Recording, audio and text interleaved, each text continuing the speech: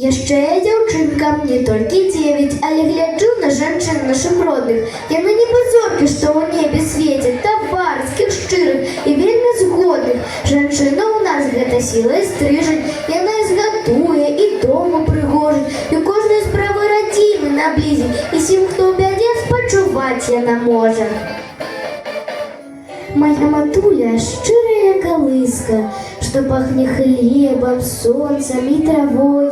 Яна працуе ад зары да зоркі, каб быў утульным і шчаслівым дом. У полі, у хаце, на рабоце важнай. Яна паўсюль паспее, дапаможа. Спагадлівая, шчырая, адважная. Ну хто яшчэ на свеце так вось можа? Я прытулюся да яе шчакі, шапну на вушка: ты моя святыня, няхай бегуць нібы вада гады.